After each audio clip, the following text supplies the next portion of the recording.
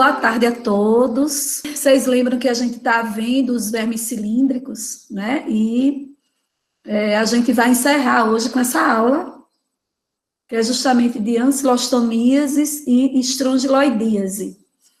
Somente para a gente relembrar, vocês lembram que a gente já teve desses vermes cilíndricos, a gente já falou de ascaris, lumbricoides, de tricúris, triquiura e de enteróbios vermiculares. E hoje a gente vai falar sobre o estrongiloides stercoralis e as duas espécies de ancilostomídeos, né, desses vermes cilíndricos da família Ancilostomatidae, as duas espécies importantes para o ser humano, que é o Necator americanus e o Ancylostoma duodenale, causando o que a gente conhece como ancilostomíases intestinais, né?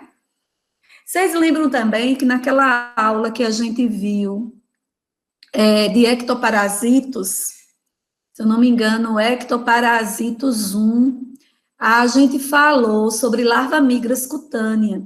E aí eu tive a oportunidade de dizer a vocês que, pelo conceito atual, a ectoparasitose larva migras cutânea é considerada uma ectoparasitose, né? Não é um helminto, apesar de ser causado por um helminto, né? Que é justamente aquelas espécies de cães e de gatos de ancilostomídeos, né? Dessa família Ancylostomatidae, de cães e de gatos, e que eventualmente podem infectar o ser humano, né, infestar, porque é um ectoparasito, fica no tegumento, e aí somente por larvas, e não por vermes adultos.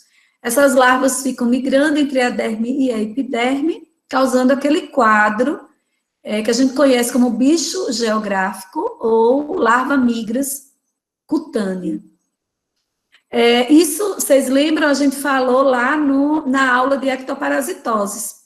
Por quê? Porque antigamente a gente juntava, quando a gente ia falar de ancilostomíases, ou ancilostomose, a gente falava das duas, né? Falava tanto da ectoparasitose, que é causada por outras espécies, quanto a gente falava das espécies intestinais humanas. Então, hoje, aqui, na nossa aula, a gente vai focar nessas espécies intestinais humanas, que são espécies específicas, onde a gente vai ver que esses vermes vão evoluir até adultos no ser humano, né?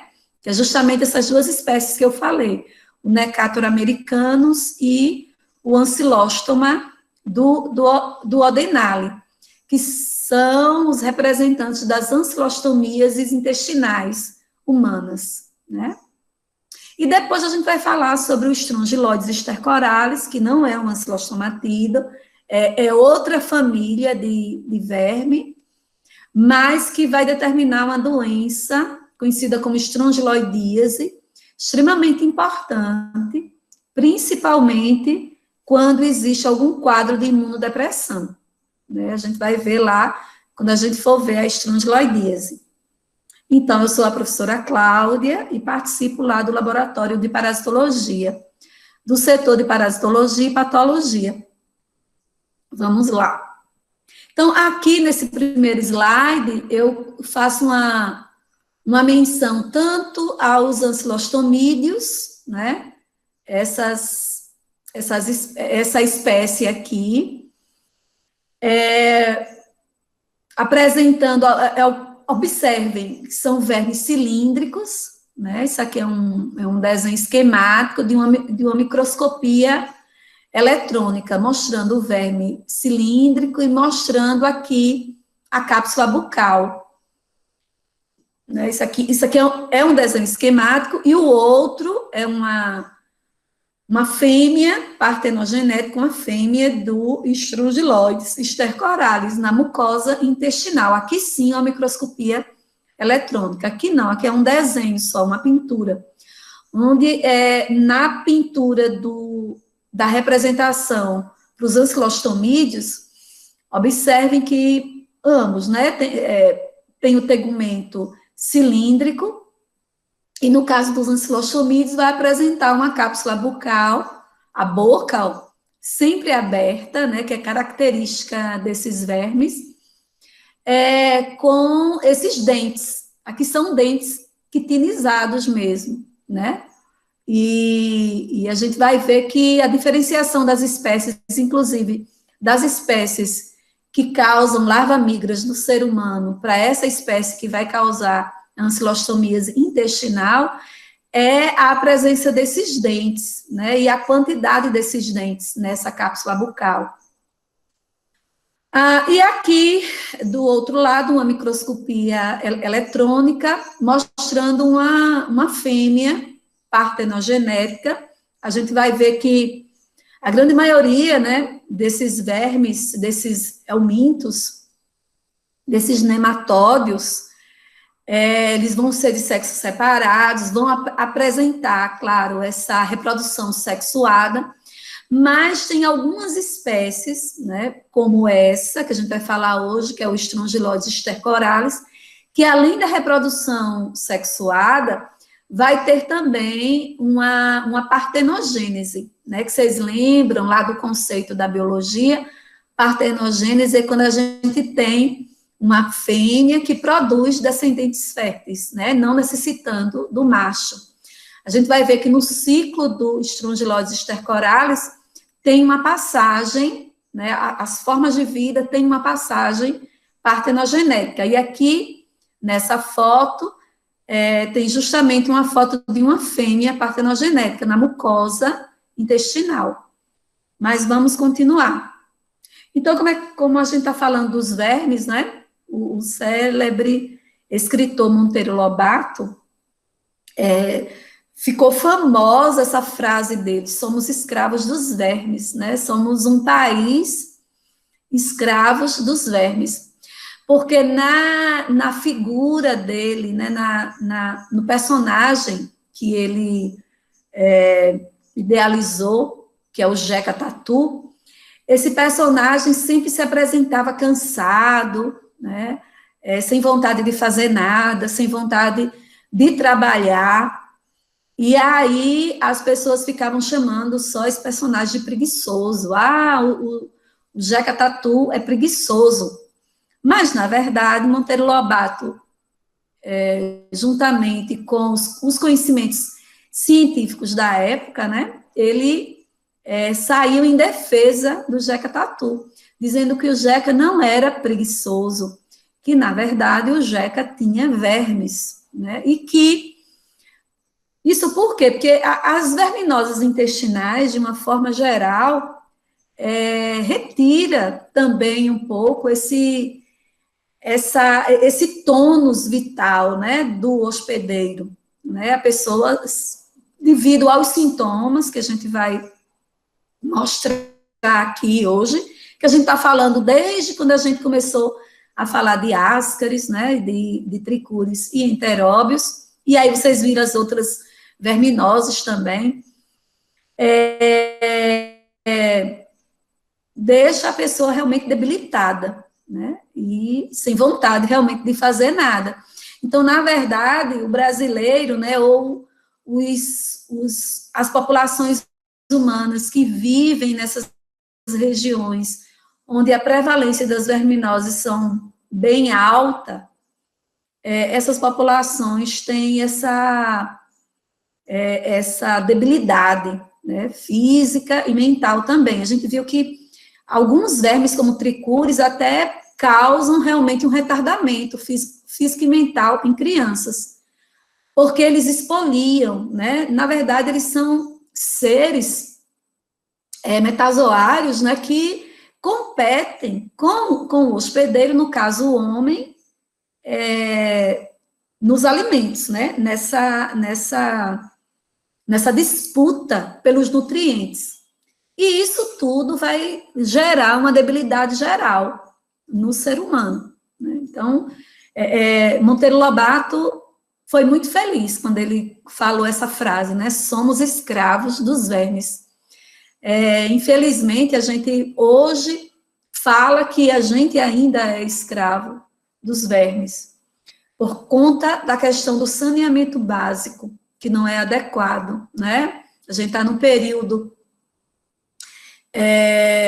de escolher os governantes, né? Pelo menos os governantes municipais, e a gente vê que nas campanhas políticas, apesar de se falar tanto em saneamento básico, mas se fala um pouco quando se faz a campanha política, né? Mas depois não se fala muito.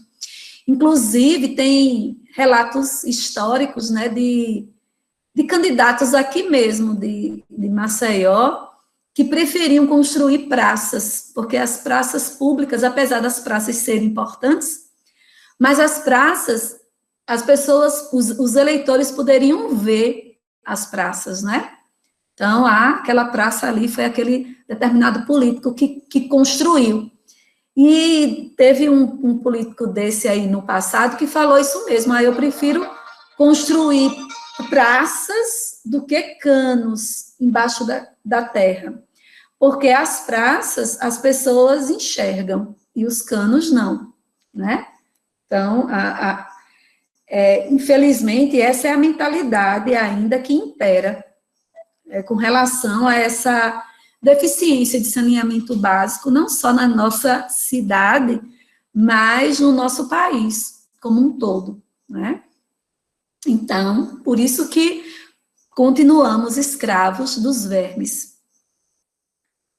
Então, nesse slide aí eu faço um resumão geral, inclusive eu trago os 3 vermes que a gente já viu, né, para a gente relembrar algumas coisas, fazendo uma comparação, um comparativo entre esses 2, na verdade são 3 espécies que a gente vai ver hoje, né? Então, os vermes pertencem ao filo Ascalmintes, né, são aqueles vermes mesmo, né, e os vermes cilíndricos estão aqui incluídos na classe Nematoda.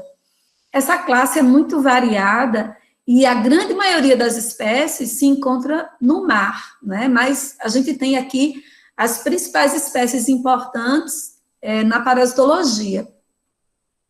Então, nessa classe, eles podem medir de poucos milímetros, né, como a gente vai ver aqui, até dezenas de centímetros. Então, podem ser microscópicos ou macroscópicos.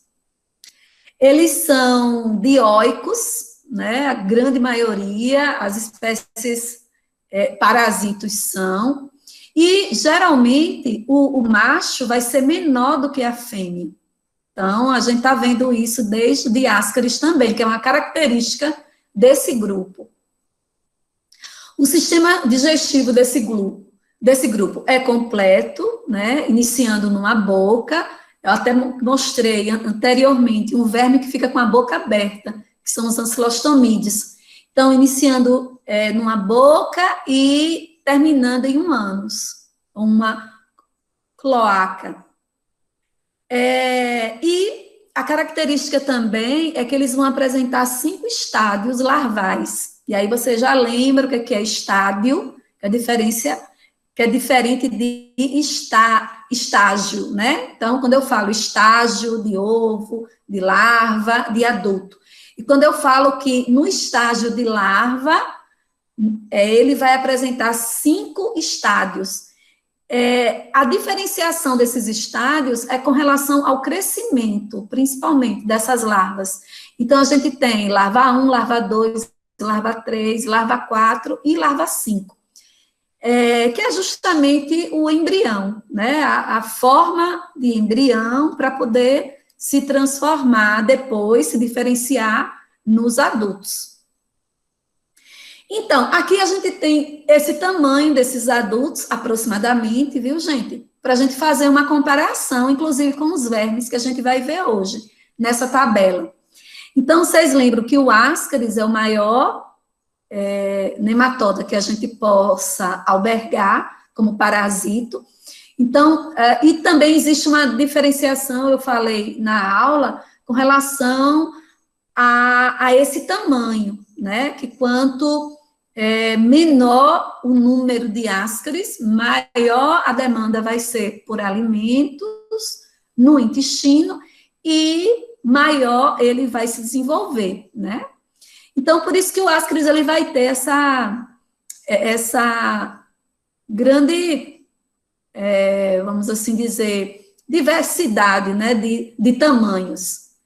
Então, a fêmea pode medir de 30 a 40 centímetros, isso sim, no geral, mas pode ser menos, né? E o macho de 20 a 30 centímetros. O tricúris, vocês lembram, de 3 a 5 centímetros, poucos centímetros, né? Sempre o macho cresce um pouco menos do que a fêmea. O interóbios, a fêmea que cresce mais, chega até 1 centímetro, no máximo 1,2, mas a média é 1 centímetro. E o macho, ele vai ser metade dessa fêmea, né? Medir metade da fêmea, mais ou menos 0,5 centímetros. Bom, e aí a gente vai ter os estrongiloides e os ancilostomídeos, que são bem menores, né? Então, o estrongiloides pode medir de 0,1 a 0,25 centímetros, né, até 2,5 milímetros, enquanto que o ancilóstoma e o necato mede de 0,8 até 1,1 centímetros, né? Bom, isso com relação ao tamanho, para vocês terem uma ideia de como o ascaris realmente se destaca, né? Enquanto que os outros são bem menores. Com relação à longevidade, que é o tempo de vida que esses vermes permanecem, então aqui a gente vai ter vermes tanto do alto intestino quanto vermes do baixo, né? Então, só lembrando aqui, o ascaris é considerado de alto intestino, o estrongiloides e o ancilóstoma e o necátor também. Enquanto que o tricúris e o enteróbio são vermes de baixo intestino, de intestino grosso. Então, só para a gente também fazer um comparativo, eu gosto muito, assim, porque no momento que vocês vão estudar, fica fácil de você visualizar essas comparações. Com relação à longevidade, que é o tempo máximo, né, ou a média, que esses vermes permanecem no intestino humano, o ascaris, ele vive em média 2 anos, né, depois eles morrem, né, é o tempo de vida que eles ficam lá. O tricúris é o maior, em média 8 anos. O interóbios não fica nem 1 ano, no máximo 60 dias. Eu coloquei aqui 30 dias, porque é mais ou menos 1 mês, se a pessoa não se reinfectar, de 30 dias de 1 a 2 meses, a pessoa se livra, porque pelo ciclo, vocês lembram quando a gente falou, pelo ciclo biológico desse verme, ocorre a chamada, ele é autolimitante, né? Tanto o macho morre logo depois da cópula, e depois a fêmea também vai morrer quando ela migra para a região perianal. Então, o ciclo no máximo 2 meses aqui, a longevidade. O estrongiloides também, ele pode ficar um tempo considerável, né, 5 anos, e é por isso que a gente vai ter a estrongiloidíase crônica, e o ancilóstomo e o necato vivem, então, também a longevidade deles. É interessante que a gente saber onde é que é formado o embrião, né? Então, o embrião, a gente sabe que é a larva que vai se desenvolver. Então, no ascaris, essa larva desenvolve dentro do ovo, no meio externo. É necessário que seja no meio externo. Porque para o desenvolvimento dessa larva é necessário o ambiente, é necessário uma temperatura adequada, alta, como a gente tem nas regiões tropicais e subtropicais, e é necessário também uma umidade alta, em média de 70%. O tricúris também, né? O desenvolvimento vai acontecer dentro do ovo, a gente falou lá, né? E todo esse embrionamento, né? Toda essa formação de larva, pelo menos larva 1, 2 e 3, e aí você já lembra, a larva 3 que é a larva infectante, e a gente colocou essa característica aqui como uma característica da classe nematóda, né? Então, vai acontecer também dentro do ovo, tá certo? No meio externo. Então, se está no meio externo, necessita do solo. Por isso que a ascaridíase e a tricoríase é considerada uma geoeumintíase, né? O enteróbios também, o desenvolvimento vai acontecer dentro do ovo, L1, L2 e L3, só que, como a gente viu que é muito comum aqui a autoinfecção, apesar de ter a heteroinfecção, né, gente? Eu coloquei que acontece, pode acontecer internamente. Coloquei internamente, indicando essa presença dessa transformação dessa larva L3 no próprio homem, né? Então, como é muito pouco tempo, enquanto que ascaris e tricúris necessita de, no mínimo, 15 dias, né? Mas em média 20 dias, no meio ambiente, para a gente ter essa diferenciação de larva 1, larva 2 e larva 3, enteróbios, a gente não precisa desse tempo todo, em poucas horas, em média 2 horas, né? Quando esses ovos são depositados pelas fêmeas na região perianal, a gente já vai ter ovos com larvas L3 infectantes. E esses ovos, eles podem, a gente lembra lá da aula, né? Esses ovos, eles podem eclodir ali na região perianal, e essas larvas podem retornar pelo ânus, né? Retornando pelo reto e atingindo lá o intestino grosso, né? Ou a criança ou a pessoa que esteja com a enterobiose, no ato de coçar o ânus, ela pode, esses ovos podem ficar na mão ou embaixo das unhas, na região subungueal dessas pessoas, e depois ela pode levar esses ovos na boca. É isso que a gente chama de autoinfecção externa, né? E essa que eu expliquei, quando os ovos eclodem na região perianal e as larvas retornam pelo ânus, essa é a autoinfecção interna, na enterobiose. Significa aqui, ó, autoinfecção, forma de infecção humana, autoinfecção. Significa que a heteroinfecção não exista?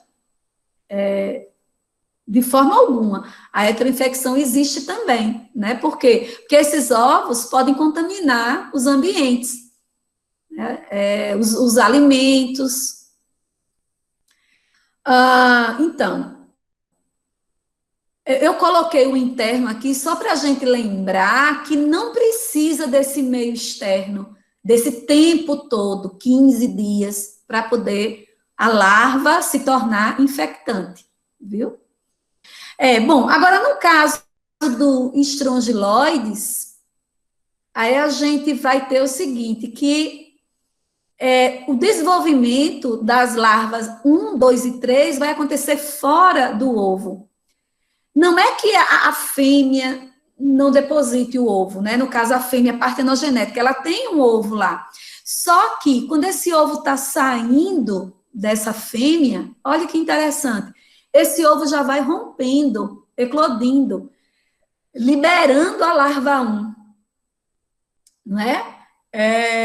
Então, essa larva 1, ela já fica no próprio intestino, né? E é por isso que a forma de diagnóstico do estrongiloides é o único verme, né, que a gente não vai ter como forma de diagnóstico a presença dos ovos nas fezes, e sim a presença das larvas.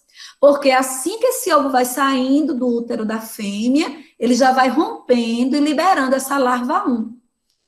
Aí, no próprio intestino, essas larvas 1, a gente vai ver, ela pode chegar à larva 2 e à larva 3, infectante. Por isso que aqui também pode ter autoinfecção. Eu coloquei aqui o azinho, ó, significa autoinfecção, certo?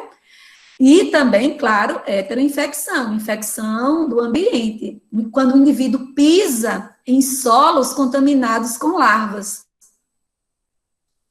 Essas larvas que se misturam com as fezes, elas vão chegar nos solos. E aqui é que a umidade é muito importante. Enquanto que as larvas que estão evoluindo, né, os embriões aqui, ó, estão evoluindo dentro dos ovos, tem a casca do ovo para proteger, aqui não tem. E como não tem, é preciso que exista uma umidade maior, né? De 80% a 90% de umidade do solo para que essas larvas evoluam. Então, um solo muito seco não vai promover a permanência dessas larvas para poder infectar outros indivíduos, certo? Então, a evolução das larvas vai acontecer fora do ovo. No caso dos ancilostomídeos, tanto o ancilóstoma quanto o necato, aqui eu só coloquei gênero, né? Essa evolução do embrião acontece tanto dentro quanto fora do ovo, né? Então, a gente tem o seguinte, que a larva 1 fica um tempo dentro do ovo. E somente na larva 2 é que esse ovo vai romper e vai liberar essa larva 2 no ambiente, no solo. Também precisa do solo. Então, como a ascaridíase e a tricuríase, a estrongiloidíase e a ancilostomíase também são gel-eumintíases. Todas elas precisam do solo para poder completar o ciclo, né? Só que aqui é um pouco diferente do estrongiloides, porque o tempo, aqui a gente já falou, biologicamente, a fêmea já coloca, em vez de colocar o ovo, ela já coloca, é como se fosse ovovivípara, né? Ela já coloca a larva. Enquanto que aqui não, as fêmeas colocam o ovo blastomerizados, com células só, não com a larva. E essa larva vai formar no próprio intestino, mas lá dentro do ovo. Só que essa larva, ela não vai evoluir no intestino, ela não vai se transformar em larva 2 e 3, como acontece no estrongiloides. Esse ovo precisa ir para o ambiente. É no ambiente que esse ovo vai romper e liberar essa larva. Essa larva também vai evoluir no solo, né? O ovo que vai, no caso do ancilóstoma e do necato, a larva que vai sair é justamente a larva 1, porque larva 1, 2 e 3 vai necessitar evoluir no solo. Só que raramente isso acontece no intestino humano, porque existe um tempo, né? 5, 6 dias para que as células germinativas formem as larvas 1. Não é como, de forma alguma, no estrongiloides, que já a fêmea já deposita essa larva 1, né? Aqui a fêmea vai depositar os ovos. Por isso que eu coloquei que a evolução do embrião é dentro e fora do ovo. Fora por quê? Porque esse ovo vai romper, liberar essa larva 1, e essa larva 1 precisa estar no solo para poder evoluir. Como em estrongiloides, é necessário um solo altamente úmido, em média 90% de umidade, tá certo? Eu coloquei também aqui a quantidade de ovos por dia que cada fêmea dessa deposita, de cada gênero. Ascaris é o maior, 200 mil ovos cada fêmea pode depositar por dia. Por isso que a gente vai compreender por que a ascaridíase é tão comum, né? Bom, mas a gente vai ter, sim, o tricuris, 20 mil ovos cada fêmea por dia. O enteróbios, eu não coloquei, porque vocês lembram, quando a gente viu aula de enterobíase, eu disse a vocês que a fêmea do enteróbios era como se fosse um saquinho repleto de ovos. Naquele saquinho, que na verdade é o útero dela, repleto desses ovos, tem aproximadamente 500 mil ovos, né? Então, quando elas chegam na região perianal, ela começa a depositar esses ovos, ela começa a irritar a mucosa anal e a pessoa existe ali uma hipersensibilidade tardia e o indivíduo vai e coça, né? Tem o prurido anal. E aí, quando ele coça, essas fêmeas rompem e liberam esses ovos. Por isso que não existe, assim, uma quantidade diária que ela pode depositar, porque ela vive também muito pouco tempo, né? No máximo 2 meses só. Então, por isso que eu coloquei o asteriscos, né? Porque não existe essa quantidade diária pelo pouco tempo que ela vive. No caso do estrongiloides, cada fêmea partenogenética vai depositar por dia 40 ovos. Só que vocês lembram, esses ovos, quando estão saindo do útero, estão rompendo. Por isso que a gente não vai encontrar ovo de estrongiloides nas fezes, e sim larvas, né? Mas o ovo é formado lá no útero da fêmea. Então, quando esse ovo está saindo, ele está quebrando e liberando a larva 1. O ancilóstomo e o necato, cada fêmea pode depositar até 20 mil ovos por dia, né? A duração do ciclo, a grande maioria, 30 dias, né? Com exceção, a grande maioria, aqueles que fazem o ciclo pulmonar, né? Vocês lembram, Ascaris faz o ciclo pulmonar, tricuris e enteróbios, não. Aqueles que não fazem o ciclo pulmonar, ou seja, o ciclo todo, desde a infecção até a gente ter o adulto, é menos, né? 20 dias, aproximadamente. Estrongiloides e ancilostomídeos têm o ciclo pulmonar. Então, em média, 30 dias. O período de incubação, que é o aparecimento dos primeiros sintomas, até o período pré-patente, que é desde a infecção até o aparecimento de formas detectáveis nos exames diagnósticos, também vai ser de acordo com esse ciclo, né? Então, o período de incubação, a gente vai ver que é menos justamente naqueles vermes que a gente vai ter esse ciclo pulmonar, porque os primeiros sintomas vai acontecer em decorrente da migração dessas larvas pelo pulmão. Então, os primeiros sintomas aqui do Ascaris é desde a infecção até o surgimento de larvas lá no pulmão, que é aproximadamente 15 dias. No caso do estrongiloides e ancilóstomo, aproximadamente 10 dias, a gente já vai ter esses primeiros sintomas, o período de incubação. E o pré-patente, no caso do Ascaris, aproximadamente 60 dias, que ele passa mais tempo no pulmão, é por isso que a síndrome de Lofer na ascaridíase também é mais exacerbada do que nos outros vermes. A gente já falou sobre síndrome de Lofer, é quando existe migração de larvas ali no pulmão.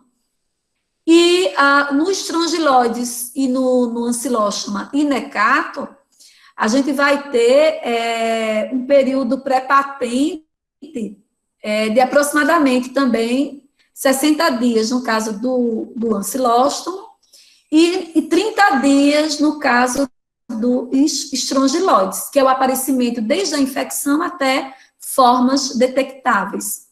Com relação à infecção, o H significa só heteroinfecção, e o A significa autoinfecção. Então, no Ascaris, heteroinfecção através de ovos com larvas L3. Vocês já sabem disso.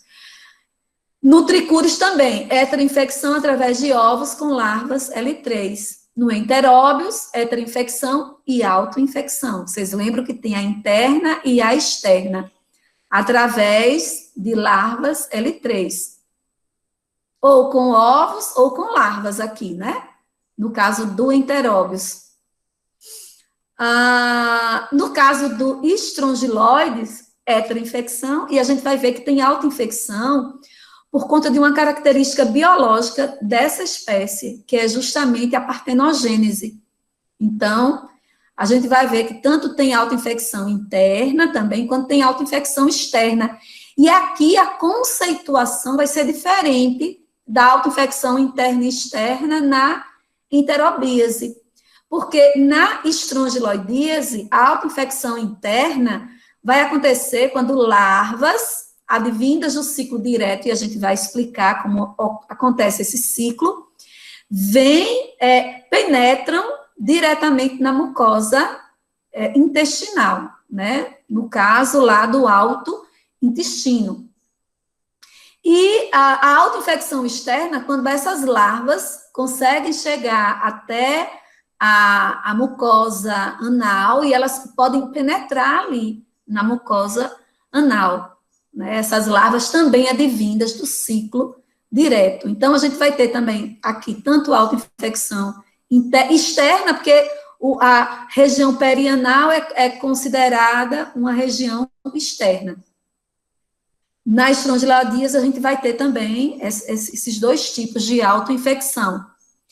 E nas ancilostomíases também só heteroinfecção. Não vai acontecer aqui autoinfecção, pelo menos é o que a literatura nos coloca, né? Através de larvas L3. Agora, aqui não é através de ovo com larva, e sim através de larvas L3 que ficam nos ambientes.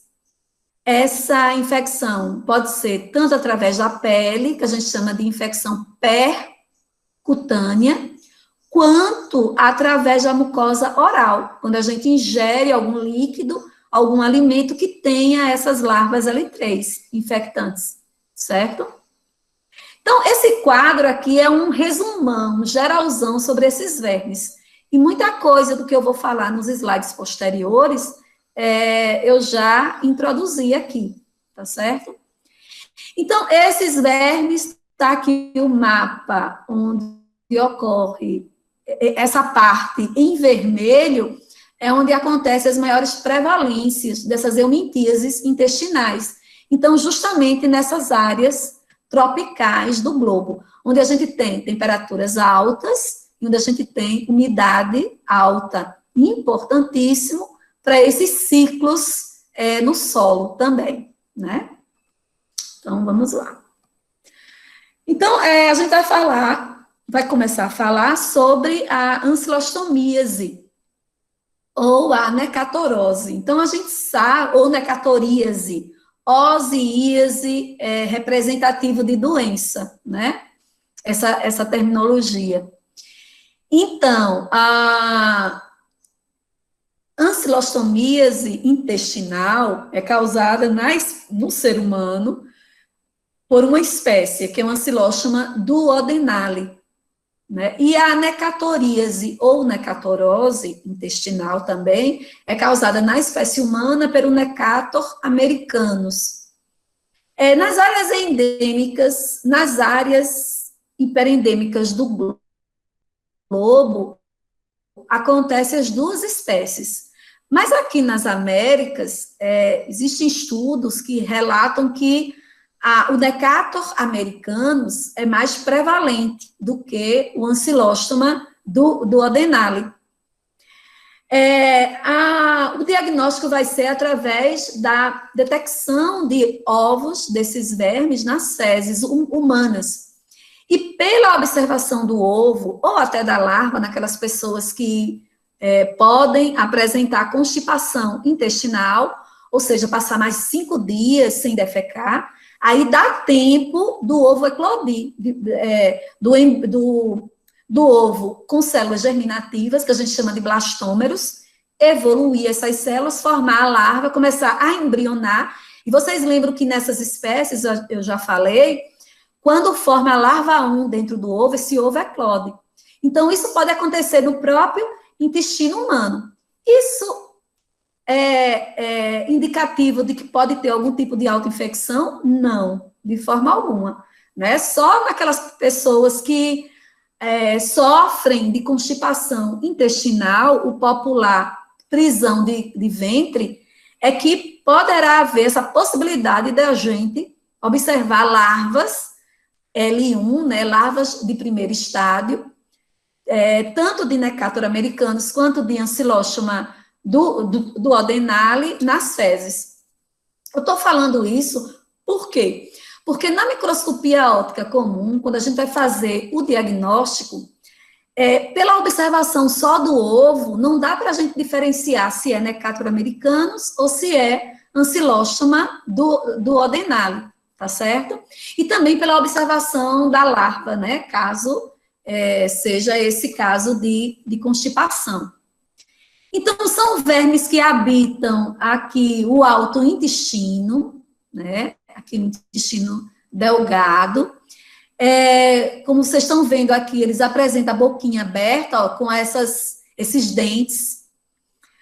Eles ficam abocanhando, literalmente, a mucosa intestinal e sugando sangue. Tanto o Ancylostoma quanto o Necator são considerados os vampiros dos helmintos, né, que podem parasitar o ser humano. Vampiros por quê? Porque eles ficam ali abocanhando, sugando realmente sangue, porque ele precisa do sangue para o seu próprio metabolismo. Ele passa um tempo no local e depois ele sai e vai para o outro local. Isso é muito ruim, porque fica formando microúlceras ali, né? Pequenas portas de entrada para a infecção bacteriana oportunista. Então vamos falar um pouco mais sobre ela. Então, eles participam da família Ancylostomatidae, né, são nematódeos, vermes cilíndricos, participando dessa família, e eles vão determinar, por conta dessa característica vampiresca, né, entre aspas, eles vão determinar uma doença popular, que as pessoas conhecem como amarelão, porque essa doença, devido a essa exfoliação sanguínea dos vermes, pode determinar nas pessoas a chamada anemia, né? A pele fica amarelada. Então, é por isso que ele é chamado, que a doença, a ancilostomíase intestinal humana, é conhecida popularmente como amarelão, devido à anemia que ela pode determinar. Então, são essas duas espécies, ó, Necator americanus, que acontece mais na região das Américas, na África, na Ásia e na Oceania, e o Ancylostoma do Odenale, que vai acontecer no Mediterrâneo, na África, na Ásia, ocorrendo também aqui nas Américas, viu, gente? Não coloquei, mas acontece. Agora, em maior quantidade, a gente pode dizer assim, que mais de 90% dos casos de ancilostomíase intestinal, falando das espécies da família Ancylostomatidae, entre nós, aqui nas Américas, é devido ao Necator americanus, certo? E aí tem a larva migras cutânea, que a gente já falou naquela aula de ectoparasito, porque é uma ectoparasitose. As principais espécies são espécies de cães e de gatos, que as larvas ficam migrando entre a derme e a epiderme humana, causando aquela dermatite, né? São essas espécies, Ancylostoma canino e Ancylostoma brasiliense. E aqui, nessas fotos, tem a diferenciação, através da observação da cápsula bucal e a presença de dentes. Então, o Necator americanus, que é o que acontece mais entre nós, não apresenta dentes, é o único que não apresenta dentes. É por isso também que ele está incluído num gênero diferente, né? Ele vai apresentar essas placas cortantes, que vão ter a mesma função dos dentes, cortar o tecido. Eu disse a vocês que eles abocanham a mucosa intestinal. O ancilóstoma duodenale vai apresentar um par de dentes, ou seja, 4 dentes, um par em cada lado, já que esses vermes têm a simetria bilateral, né? Então, ele vai apresentar um par de dentes. O ancilóstoma canino vai apresentar 3 pares de dentes, né? São 3 pares de um lado e do outro, apresentando 6 dentes. Aqui são 4. E o canino vai ter um par de dentes só, né? Um dentinho de um lado e um dentinho do outro lado. Então, para a gente diferenciar as espécies, fica muito fácil, né? A cápsula, só é observar a cápsula bucal. Se tiver placas, é porque é o Necator americanus. Se tiver dentes, 2 pares, o ancilóstoma duodenale. 3 pares, o ancilóstoma canino. E 1 par, o ancilóstoma brasiliense. Então, lá na aula prática, fica fácil da gente diferenciar dessa forma. Com relação aos machos, né? Aqui está o ancilóstoma duodenale, mas pode ser também o Necator americanus, e a gente já sabe que a diferenciação só vai ser pela cápsula bucal, pela observação ou não de placas ou de dentes. Então, aqui tem uma microscopia óptica mostrando o macho, mostrando um macho aqui no caso do ancilóstoma, mas como eu falei, podia ser também um Necator, e uma fêmea do ancilóstoma, mas podia ser também do Necator. Aqui, logo quando a gente vê a figura, a gente pode dar uma confundida assim, eita, a professora disse que nesses vermes a extremidade posterior sempre é enrolada. Aí a gente vê isso aqui e acha que é a extremidade posterior, mas não, aqui é a extremidade anterior. É onde fica a cabeça do verme, onde fica aquela cápsula bucal, né? E aqui a extremidade posterior. E a gente vai diferenciar macho e fêmea desses ancilostomídeos observando justamente a extremidade posterior, a cauda. Então, a fêmea, ela é retinha, tá vendo? Só que ela termina não numa estrutura em forma de uma luva, que a gente chama de bolsa copuladora, que só o macho tem, no caso dos ancilostomídeos. Essa característica, minha gente, serve para todas as espécies, tanto para aquelas espécies que causam larvamigras, quanto para essas espécies que causam ancilostomíase intestinal. Então, a fêmea, a extremidade posterior da fêmea é dessa forma aqui, ó. Eu tirei uma foto da lâmina, como a gente tem lá na nossa aula prática, para vocês observarem aqui a extremidade posterior da fêmea, que não tem a bolsa copuladora, que é o caso do macho. A gente vai saber que é macho porque ele vai ter essa bolsa copuladora, que é uma estrutura em forma de uma luva, né? Então, a gente vai observar isso nos machos.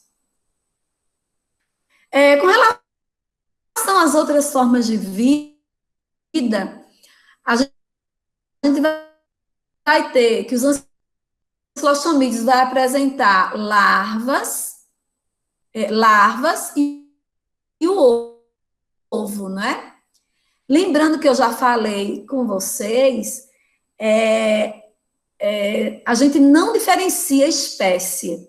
E sim, quando a gente encontra um ovo desse nas fezes, a gente solta o diagnóstico assim. Foram encontrados ovos de Ancylostomatidae. Ancylostomatidae é referido ao genérico que a gente usa, se referindo a essas espécies que eu estou falando, né? As espécies do gênero Ancylostoma e o Necator americanus, certo? Então, o ovo, ele vai apresentar uma casca fininha, é uma membrana única, tá vendo? A casca é bem fina, porque vocês lembram, que eu falei também, esse ovo, ele vai romper para liberar a larva.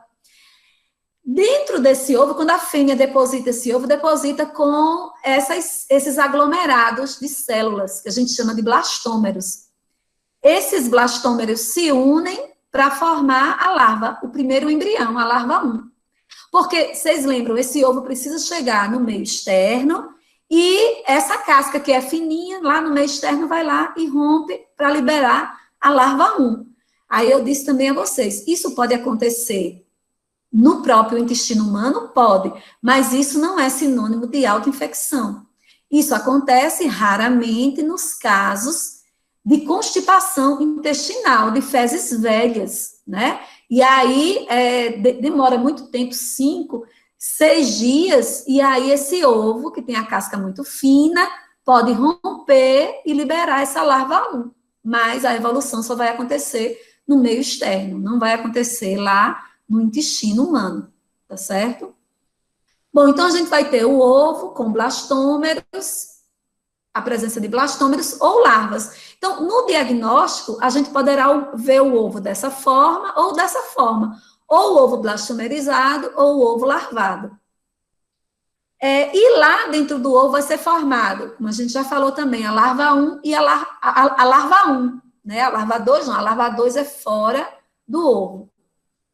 Essa larva 1 e essa larva 2 é chamada de larvas rabiditoides. Rabiditoides por quê? Está aqui uma larva 2, rabiditoide, pode ser larva 1 ou larva 2, rabiditoide, porque ela vai apresentar o esôfago do tipo rabiditoide. Aí eu coloquei um desenho aqui para vocês verem como é um esôfago do tipo rabiditoide. É um esôfago. O esôfago é isso aqui tudo, daqui até a boca, né? E depois a gente vai ter o intestino dessas larvas. Esse esôfago é do tipo rabiditoide porque ele apresenta 3 partes. Essa parte que é essa bolinha aqui, logo depois, no final, né, dele, que a gente chama de bulbo esofagiano. Depois tem essa fase, né, essa partezinha, que é mais fina, que é o corpo, o bulbo, o corpo, não, perdão, essa parte mais fina, que é chamada de istmo, e essa parte mais anterior, próxima à boca, que é chamada de corpo. Então, corpo, o istmo e o bulbo, né? Só para vocês saberem que é o tipo de esôfago. Já que a gente vai falar que todos os helmínticos vão apresentar larva 1 e larva 2 do tipo rabiditoide, para vocês imaginarem de onde vem esse nome, rabiditoide, aí vocês já sabem, vem do tipo de esôfago, que é do tipo rabiditoide. E a larva 3 já tem um esôfago diferente, que é do tipo filarioide, filariforme, ó. Não é dividido em 3 partes, corpo, istmo e bulbo. Não é dividido em 3 partes, né? É um esôfago retilíneo, né? Então, é do tipo filarioide, a larva 3 infectante. Lembrando que essa larva 3, no caso dos ancilostomídeos, e do estrongiloide também, né, vai ser formado lá no ambiente, tá certo? Então, essas larvas L3, elas apresentam geotropismo, essa evolução dessas larvas, tanto a larva 2, né, quanto a larva 1, quanto a larva 3, vai apresentar geotropismo, hidrotropismo e termotropismo positivo. O que é isso? Ela migra para onde está o solo, ela adentra, assim, alguns milímetros do solo, né? Ela não fica, assim, bem na superfície, né? Porque ela adentra um pouco a esse solo, ela vai para o solo onde tem mais umidade, por isso é o hidrotropismo, né? Por isso que essas larvas, elas vão evoluir em um solo muito úmido, em torno de 90% de umidade. Geralmente são solos embaixo de árvores, né? Para que não incida muito o sol. E também solos quentes. Por isso que essas verminoses vai acontecer nas regiões tropicais e subtropicais do globo. Bom, então tá aqui. Mais uma vez, uma microscopia eletrônica do Necator americanus e do Ancylostoma do Adenale. Então, o Necator, ele tem uma prolificidade maior até do que do Ancylostoma, né? O Necator uma fêmea pode depositar por dia 20 mil ovos, enquanto que o Ancylostoma, 9 mil ovos, né? Então, mais uma vez, um ovo aqui com uma blastomerizado, né, gente? Com a membrana fininha. Também aqui um ovo blastomerizado, um ovo larvado, que é comum a gente encontrar nas fezes, tanto esse ovo quanto esse. Ou a gente pode até encontrar a larva 1 nas fezes, mas, como eu já falei, é um pouco incomum só naqueles pacientes que tenham constipação intestinal. Com isso, fica fácil da gente compreender o ciclo biológico, né? Então, o ovo é depositado normalmente com as fezes, né? Junto das fezes, com a larva 1. Então, o ovo é depositado tanto blastomerizado quanto larvado. Mas o ovo com a larva 1, quando chega no solo, ele vai romper, vai eclodir, né? E vai liberar esse ovo com a larva 1, quando chega no solo, vai romper, eclodir e liberar essa larva 1, que fica no solo. Ali no solo, dependendo daquelas condições que a gente já falou, vai evoluir para a larva 2 e para a larva 3, né? Isso precisa de dias, né? 10, 15 dias para a gente ter larva 3 infectante. Essa larva 3 fica contaminando os solos. E, geralmente, quando a pessoa pisa nesse solo, como tem aqui, ó, um pé, para a gente lembrar que a forma percutânea ou a penetração dessas larvas 3 na pele é a forma mais comum de infecção pelos ancilostomídeos. Essas larvas 3 vão penetrar aqui na pele, mas botei um asterisco e trouxe para cá, ó. Pode acontecer que essas larvas estejam numa água contaminada, né, ou num alimento, sei lá, num alface, num alimento que você busca e que você não lava direito. Aí, enquanto você está mastigando o alimento, né, é tempo suficiente para que essas larvas penetrem na mucosa oral.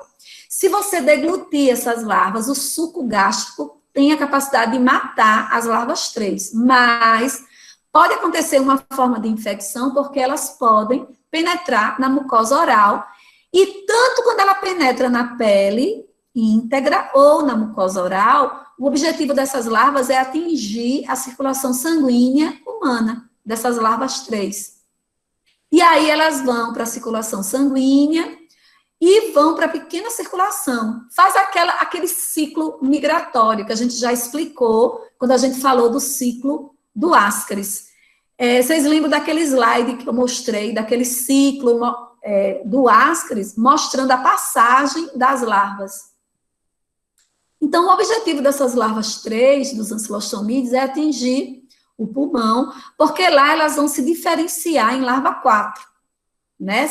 Vocês lembram que o Ascaris é uma espécie que diferencia em larva 4 e larva 5 ali mesmo no pulmão, porque ele passa um tempo ali, alguns dias, enquanto que os ancilostomídeos, a passagem dessas larvas é mais rápida. Então, a gente vai ter a larva 4, essa larva 4 começa a subir, a diferenciação de larva 4 ocorre quando estas atingem os alvéolos, né? Passa dos capilares pulmonares para os alvéolos. E aí, essas, com o muco, né, ali das vias aéreas, essas larvas começam a subir a árvore brônquica, né? Aqui, brônquios, chega na traqueia, na faringe, ali elas podem ser expelidas ou deglutidas, como a gente falou, quando a gente mostrou o ciclo do Ascaris. Em sendo expelidas com o muco, o ciclo acaba ali, né? Não evolui. Mas, na maioria das vezes, essas larvas são deglutidas, juntamente com o muco. Essas larvas L4 chegam no intestino delgado, E na mucosa intestinal, elas ainda realizam uma outra muda, passam para a larva 5. E depois, a larva 5 vai diferenciar nos adultos, machos e fêmeas, que ficam ali abocanhando, como a gente já falou, a mucosa intestinal, tá certo? Então, aqui está o ciclo geral dos ancilostomídeos. Agora, como é a doença? Como é o desenvolvimento dessa doença? A doença é representada principalmente pela presença dos vermes adultos na mucosa intestinal. Apesar da gente ter também uma síndrome de Loeffler, mas ela é muito branda, não é como aquela que acontece na ascaridíase. Então, como a gente vai falar sobre as características dos males, vamos assim dizer, que essas formas desses vermes vão deixando, à medida que elas vão fazendo um city tour, né, pelo corpo do indivíduo, a gente tem o primeiro mal, que é justamente uma dermatite causada pela penetração das larvas que estavam contaminando os solos diretamente na pele, né? Então, é um corpo estranho, penetrando na pele íntegra, e claro que vai existir ali, posteriormente à penetração dessas larvas, uma reação de hipersensibilidade local. O indivíduo coça, né, é um prurido, e a pele fica avermelhada. É uma dermatite característica de penetração dessas larvas.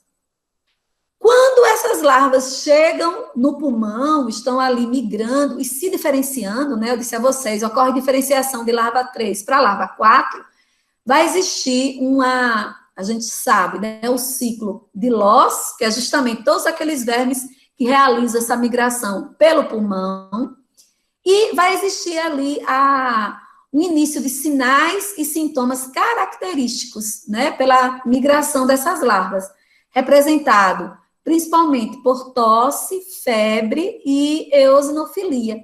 Eu até disse a vocês na aula de Ascaris que se fosse fazer aqui um leucograma, iria se verificar a presença muito grande no número de eosinófilos, né, em decorrência da migração dessas larvas.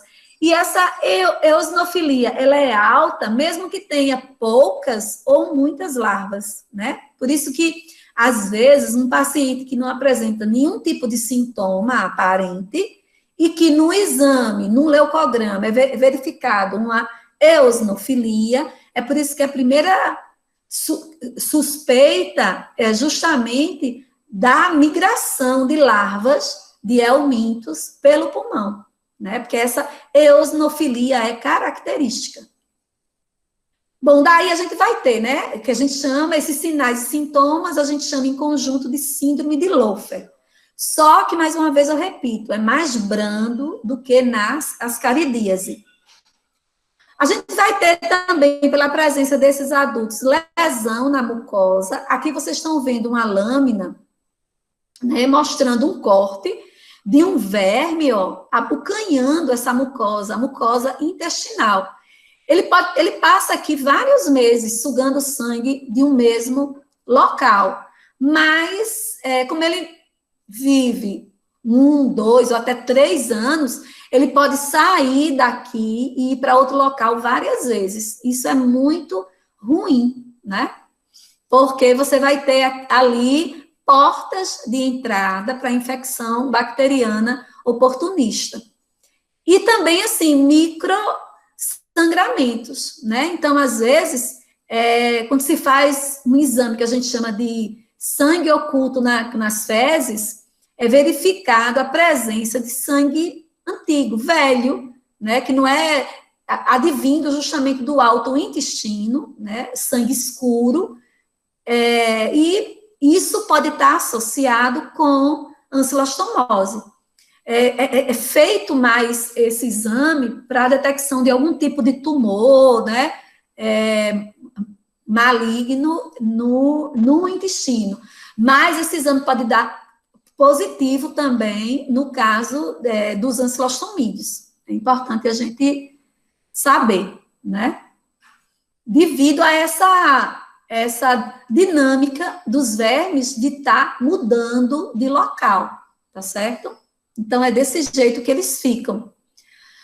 Então, lesão da mucosa, essa lesão vai acontecer no alto intestino, né, intestino delgado, a formação de úlceras. Essas úlceras não só abrem portas de entrada para infecções oportunistas, mas também pode acontecer no local dores abdominais e sintomas gastrointestinais, principalmente a diarreia, né? Em decorrência da resposta inflamatória que se forma ali naquele local, tá certo?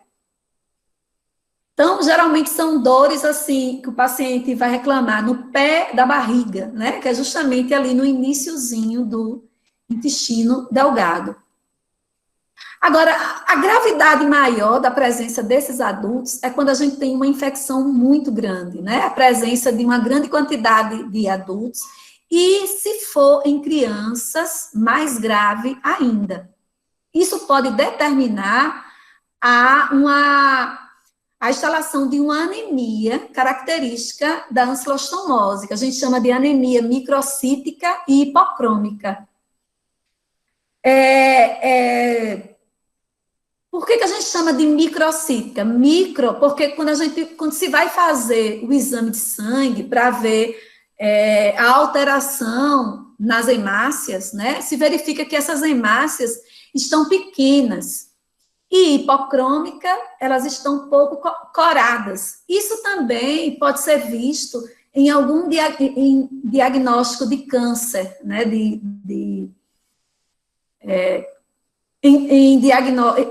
para dar o diagnóstico de câncer nas alterações dessas células. Mas no caso da ancilostomose, é característica essa diminuição de hemácias. E essa, vamos assim dizer, palidez nessas hemácias, né? Isso por quê? Porque uma quantidade muito grande de vermes que ficam ali abocanhando a mucosa intestinal, ficar o tempo todo sugando o sangue, roubando o quê? O ferro. E as reservas desse ferro no fígado vão ficando baixas, né? Isso, associado a uma dieta pobre desse elemento ferro, vai acelerar esse quadro de anemia. Não é raro casos de profissionais que trabalham em hospitais, né, observarem uma anemia muito severa em crianças e associarem comumente a câncer, né? Mas, quando se vai fazer um diagnóstico mais aprofundado e profundo, né, que é, no caso, a leucemia, mas quando se vai fazer um diagnóstico mais aprofundado, se verifica que é o verme, e ali também está associado a esse verme, a presença ou do necato ou do ancilóstoma, associado também à desnutrição. Então, foi por isso que eu coloquei essa fórmula aqui embaixo, para a gente não esquecer que essa anemia característica na ancilostomose intestinal, ela depende dessa fórmula aqui. Ela depende das reservas que o paciente vai ingerir diariamente nos alimentos desse elemento, for menor, aqui um sinal de menor do que as perdas de ferro. Perda de ferro por quem? Pela presença dos vermes. Existem muitos trabalhos mostrando o seguinte, que isso é primordial, essa questão da dieta do ferro. Existem muitos trabalhos que comparam pessoas que vivem, que têm um diagnóstico de ancilostomose intestinal, com uma quantidade muito grande de vermes, mas que vivem em locais onde não há escassez de alimentos, né? Onde a dieta é adequada, onde a ingesta de ferro é adequada. Então, existem trabalhos comparando os pacientes nesses locais, onde não existe essa deficiência de ferro, e em locais onde existe essa deficiência. E em todos esses trabalhos, indicam que não é a quantidade de vermes que vai ser primordial para o estabelecimento da anemia microcítica e hipocrômica, e sim a dieta de ferro. Então, eu vi recentemente um trabalho que comparava um paciente num estado americano e um paciente num país africano. O do estado americano tinha aproximadamente 100 vermes, e do país africano tinha 50 vermes. O do país africano desenvolveu rapidamente a anemia microcítica e hipocrômica, e esse outro paciente que estava nessa outra região, onde a ingesta de ferro não é deficiente, não apresentou a anemia microcítica. Tem muitos trabalhos que mostram isso, que o primordial aqui não é a quantidade de vermes, lógico que tem que ter a quantidade alta de vermes, né? Mas a dieta do ferro é que é primordial. Então, aqui a gente colocou de 10, eles podem exfoliar de 10 a 30 ml de sangue por dia. Então, é considerável, né? Em uma parasitose de 100 a 1000 vermes, né? Então, essa quantidade de 100 a 1000 vermes é que é uma quantidade, assim, muitos vermes que poderão desenvolver, que o paciente poderá desenvolver esse tipo de anemia. Então, nesse quadro, né, desse parasitismo de uma quantidade muito grande de vermes, a gente tem de 5 a 15 miligramas de ferro por dia que são perdidos. Então, nesse estado é que o paciente pode desenvolver essa anemia microcítica e hipocrômica, que é grave, viu, gente? Que pode levar à morte, principalmente as crianças, rapidinho, tá certo? O quadro clínico é semelhante realmente a uma leucemia. Por isso que confunde tanto, né? Então, ocorre também nesses casos atrofia da mucosa intestinal, congestão, esteatose hepática, lesões renais. Então, assim, termina que afeta diversos órgãos, né, ali. É comum também observar albuminúria, né, perda de proteína dessa albumina pela urina, e hematúria também, perda de sangue na urina. Então, esses são o quadro mais grave de anemia na ancilostomose. O diagnóstico é feito pela presença dos ovos característicos nas fezes, que a gente já falou. Existe a técnica de Willis, que é uma técnica de escolha, mas tem também a técnica de Berman, onde a gente vai observar larvas. Eu vou rápido, que me assustei agora. 2h50, que eu não cheguei nem estrongiloides. É porque a gente perde a noção aqui, viu? Mas vamos lá. E a gente vai observar esses ovos, né? Essa técnica de Willis, depois a gente conversa, quem tiver dúvida sobre ela. Pode ser também, como a gente falou, né? Um encontro de sangue oculto nas fezes. O tratamento é através de antihelmínticos, mebendazol, mas também tem que ser administrado o sulfato ferroso. Então, como a gente falou, né, o benzonidazol, tanto mebendazol quanto o albendazol, pode ser usado. O albendazol, dose única, e mebendazol em 3 doses, mas sempre associado ao sulfato ferroso. Vamos passar para os estrongiloides. Estrongiloidíases, né? Então, a infecção pelo estrongiloides stercoralis acontece em várias regiões do globo, né, se confunde realmente com a transmissão das eumintíases, né, nas regiões tropicais e subtropicais, por todas as características que eu falei a vocês, né? Então, tá aqui as prevalências gerais no mundo, para a gente ver como é importante essa parasitose. Então, esse verme, a gente já até falou, tem características biológicas diferentes. Além de ter a reprodução sexuada, né, que é o ciclo que a gente chama de vida livre, ou o ciclo indireto, a gente tem também a reprodução sexuada, assexuada, que é através da fêmea partenogenética. Então, isso vai determinar uma doença diferente, né? Bem diferente, uma eumintíase bem diferente das outras.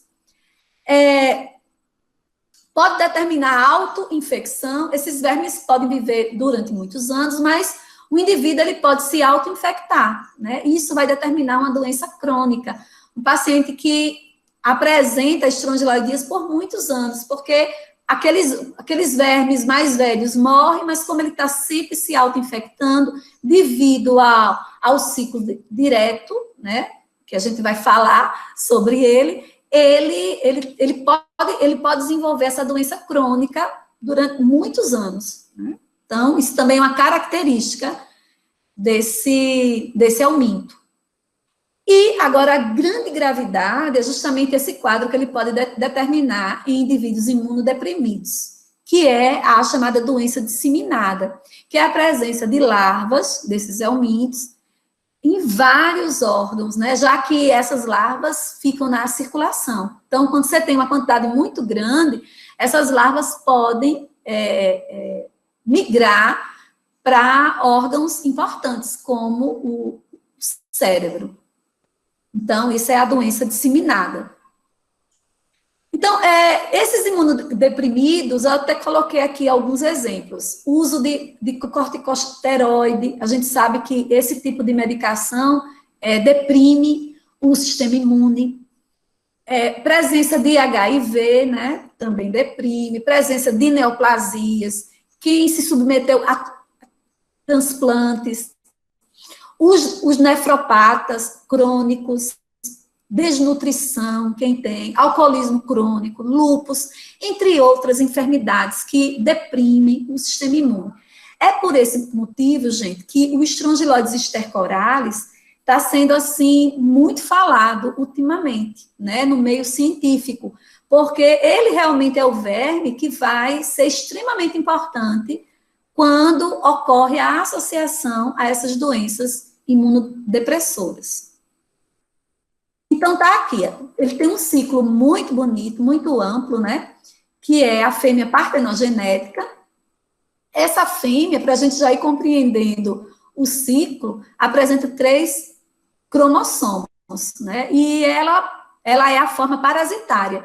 Então, no corpo da gente, quando a gente está parasitado pelo Strongyloides stercoralis, a gente não vai ter macho. Olha que interessante, a gente só vai ter fêmea. Por isso que a gente chama fêmea partenogenética parasitária, né? Ela apresenta o esôfago retilíneo, né? Como vocês estão vendo aqui, tá uma fêmeazinha, outra fêmea aqui, ó. E vai apresentar no seu corpo um útero com ovos. E quando eu já expliquei, quando ela vai depositar esses ovos vão rompendo e liberando as larvas. Só que ela tem 3 cromossomos. E quando ela deposita esses ovos, que essas larvas, eu já vou falar larvas, né? Porque vocês já sabem, essas larvas vão apresentar constituição cromossômica diferente. Então, a gente vai ter larva com 1 cromossomo só, larva com 2 cromossomos e larvas com 3. A larva com 1 cromossomo indireto, elas precisam ir para o solo para poder evoluir. Agora, as larvas que são produzidas pelas fêmeas partenogenéticas e que apresentam 3 cromossomos, essas sim podem, no próprio intestino humano, diferenciar em larvas infectantes, tá certo? Então, a gente chama isso de ciclo direto. Vamos lá. Então, está aqui, as larvas rabiditóides, que vocês já sabem por que a gente chama de rabiditóide, é a mesma explicação lá dos ancilostomídeos, né? Essas larvas são encontradas nas fezes, é a forma de diagnóstico da estrongiloidíase. Então, é o tipo de esôfago, né? Como a gente já falou. E aqui é só mostrando uma fêmea, o tamanho de uma fêmea para o tamanho de uma larva dessa. Vocês observarem. E tem também as larvas filarioides infectantes. Essas larvas filarioides, tanto a gente vai ter no ciclo direto, que é aquele que vem da larva, que tem 3 cromossomos, da larva rabiditóide, que tem 3, né? E as larvas filarioides infectantes são aquelas larvas L3, são aquelas larvas que realmente infectam. No caso dos estrongiloides, a gente pode ter essas larvas filarioides infectantes diretamente no próprio intestino, conferindo essa característica de autoinfecção e de doença crônica que a estrongiloidíase traz, certo? Então, tá aqui uma larva L3 infectante. Bom, e o ciclo indireto? É só formado de larvas, como acontece com os ancilostomídeos? Não, o ciclo indireto tem outras emoções. A gente, no ciclo indireto, essas larvas, elas vão evoluir posteriormente para machos e fêmeas de vida livre, no ciclo do solo. Então, no solo, além da gente ter larvas, a gente vai ter machos e fêmeas de vida livre. Então, vocês lembram, o ser humano deposita, junto com as fezes, larvas de várias constituição cromossômica diferente, né? Então, aquelas larvas rabiditóides, que tem um cromossomo e as larvas que tem 2, a que tem 1 vão gerar no ambiente o macho de vida livre, ó, que é enroladinho, tá vendo? E a que tem 2 vão gerar no ambiente a fêmea de vida livre, né? São muito pequenininhos, certo? Mas ficam no solo. Esses machos e essas fêmeas, eles vão copular. Lembra que eu falei? Eles têm os 2 tipos de reprodução. A reprodução sexuada, que é essa aqui, do ciclo de vida livre, e tem aquela considerada assexuada, né, que é através da fêmea partenogenética. Aqui a gente vai ter o macho e a fêmea, eles vão copular e vão produzir larvas rabiditóides também. Vai começar tudo outra vez no solo. L1, L2 e L3. Só que todas essas apresentam 3 cromossomos. Por isso que todas as vezes que a gente se infecta no ambiente pela heteroinfecção, a gente está se infectando com larvas filarioides que apresentam 3 cromossomos e que vão no nosso intestino gerar as fêmeas partenogenéticas, né? Que eu já falei, também tem 3 cromossomos. Então, tá aqui, ó, uma fêmea partenogenética, tá aqui a larva rabiditóide, que pode ser 1 e 2, e aqui vocês já lembram que essa larva vai ter constituição cromossômica diferente, se bifurcando em 2 ciclos, o ciclo direto, que pode determinar a autoinfecção, e o ciclo indireto, que acontece lá no solo. E tá aqui a larva infectante, a larva L3 infectante, né? Bom, esse esquema a gente elaborou para ficar mais fácil toda essa explicação que eu dei agora, tá certo? Então, eu não vou, assim, entrar em detalhes, mas aqui vocês vão compreender. Aqui está o resumão dessa explicação, né? A fêmea partenogenética, gerando 3 tipos de larvas rabiditóides. Larva que tem 1 N e 2 Ns vão gerar machos e fêmeas de vida livre. Lá eles vão copular, formar tudo larva rabiditóide e filarioide infectante 3 Ns. Quando infecta o ser humano, isso aqui a gente chama de ciclo indireto, é uma heteroinfecção, infecção na pele humana através de larvas que ficam no solo.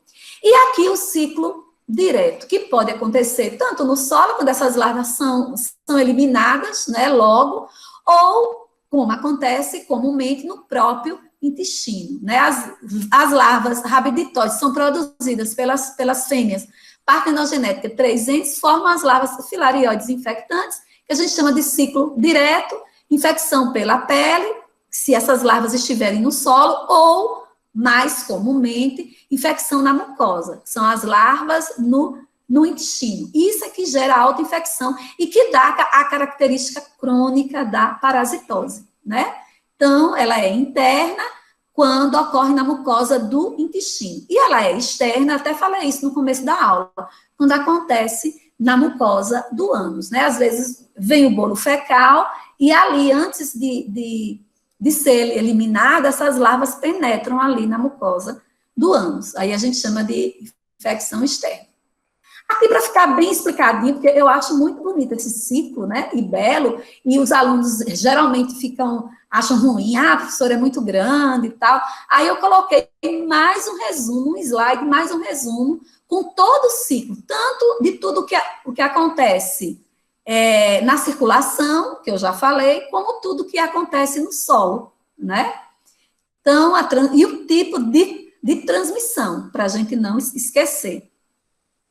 Mas a gente está dando uma pressinha, já falamos muito do ciclo, né? Vamos falar sobre a doença. Então, a gente tem as formas clínicas, que a gente chama de aguda, não complicada, não existe nenhum, são formas assintomáticas. Tem a crônica também não complicada, tem pessoas que apresentam anos e anos o parasitismo por esse verme, mas como elas são imunocompetentes, elas também não têm nenhum tipo de sintoma. Mas tem também a complicada, e isso está associado com a imunodepressão, e a gente já falou, que pode determinar a forma mais grave, que é a forma disseminada. Então, tá aqui, a gente vai ter alterações cutâneas, que a gente já falou, em decorrência da penetração das larvas, né, uma dermatite, alterações pulmonares, pela presença dessas larvas no pulmão, causando aquela eosinofilia, síndrome de Loeffler, né? E alterações intestinais, através da presença tanto das larvas, tanto das fêmeas partenogenéticas, quanto das larvas. O principal sintoma são essas dores abdominais, né? Muito fortes. E alterações sistêmicas que acontecem nos pacientes imunodeprimidos, que é pela presença de larvas em diversos órgãos vitais, podendo determinar a morte desses pacientes. Então, a gente vai ter a estrangiladíase aguda, que é pouco relatada, e a crônica. E as alterações cutâneas, né, através da penetração das larvas, vão causar uma dermatite, forma logo um vermelhão, né, um eritema pruriginoso, a formação de pápulas hemorrágicas, de urticárias, mas isso é inespecífico, viu, gente? E tem a estrangiladíase crônica não complicada, onde a gente vai, 50% das pessoas são assintomáticas, algumas apresentam sintomas que podem ser bem leves, né, com alterações pulmonares, pela migração das larvas, determinando a síndrome de Loeffler, tosse, dispneia, crises asmartiformes, pneumonite, febre, eosinofilia, olha aqui, eosinofilia, outra vez, né? E também essa pode ter alterações intestinais, dessa forma não complicada, que é a presença de pontos hemorrágicos, ulcerosos, diarreia, constipação, dor abdominal, esteatorreia, né, pela presença de muco, gordura, isso a gente chama de enterite catarral, e esse quadro é reversível, é facilmente reversível, até sem medicação. Desidratação, vômitos e emagrecimento, né? Claro, dependendo da quantidade de vermes e da imunocompetência do paciente, né? Agora, tem a estrangiladíase crônica complicada, que é aquela que eu disse a vocês, que acontece nos pacientes imunodeprimidos, né? Idoso, as crianças, idoso, né? Então, a gente vai ter todos os sintomas anteriores, mais a síndrome da angústia respiratória do adulto. Com imunodepressão, evolui para estrongiloidíase disseminada, que pode levar a óbito, tá vendo? São as larvas filarióides, advindas do ciclo direto, pode estar onde? Nos rins, e aí o indivíduo pode ter hematúria, que é justamente sangue na urina, a presença na pele, determinando petequias na pele, no fígado, nos pulmões, determinando pneumonia hemorrágica, no sistema nervoso central. Quando essas larvas atingem esse órgão, pode acontecer lesões isquêmicas, confusão mental, diarreias severas, perfuração intestinal e consequente infecção bacteriana. E aí o indivíduo pode ter óbito. Lembrando, assim, que tem inúmeros relatos na literatura de óbito de pacientes por estrongiloidíase disseminada após uma cirurgia qualquer, e principalmente em transplantes, né? Que o paciente precisa ser submetido à medicação imunodepressora. Esses relatos, esses trabalhos chamam a atenção para a necessidade de se fazer no pré-operatório um exame de fezes, um coproparasitológico investigativo minucioso, né, para descartar a possibilidade desse paciente que vai ser submetido a uma imunodepressão, assim, necessária, de ter esse verme, né, porque os relatos de óbito em pós-cirúrgico por estrongiloidíase disseminada é alto, né. Então, a gente lembra que os sintomas pulmonares, intestinais, né, vai desde do mal-estar, dores abdominais, a chamada enterite catarral, que é a produção exagerada de muco, né? Também a chamada enterite endematosa, que caracteriza uma má absorção. Esses dois tipos de enterite podem ser reversíveis, mas a enterite ulcerosa não é, que é o caso aqui, ó, de um óbito já com perfuração, né? Pode dar eosinofilia altíssima e ulceração e a infecção bacteriana oportunista, né? Então, vocês estão vendo aqui na mucosa intestinal áreas de necrose, esse caso de óbito por estrongiloidíase disseminada também, né? Gerando esses sintomas intestinais mais graves e irreversíveis. Enquanto que as duas primeiras enterites são reversíveis, com medicação, tal. A última, não. Então, é uma doença grave, né, gente? Aqui são larvas, aqui no fígado, cortes do fígado mostrando essas larvas filarioides, e aqui é no intestino, na mucosa intestinal. Lembrando que para o imunodepressivo, por que a estrongiloidíase é tão grave no imunodepressivo? No imunocompetente, você vai ter uma quantidade de células suficientes de defesa eficaz para poder eliminar a possibilidade de uma quantidade muito grande de larvas filarioides advindas do ciclo direto, reinfectar um indivíduo através da mucosa intestinal, né? Mas, no caso de um indivíduo imunodeprimido, essa defesa está fragilizada. Então, vai existir aí, nesse caso, uma quantidade muito grande de larvas advindas desse ciclo direto, né? Larvas filarioides que vão penetrar na mucosa intestinal. Então, está aqui. No imunodeprimido, a quantidade dessas larvas são muito altas. A gente pode observar tanto no exame do aspirado das vias aéreas ou do escarro, a gente pode ver, como a gente pode ver também no exame de fezes, essas larvas.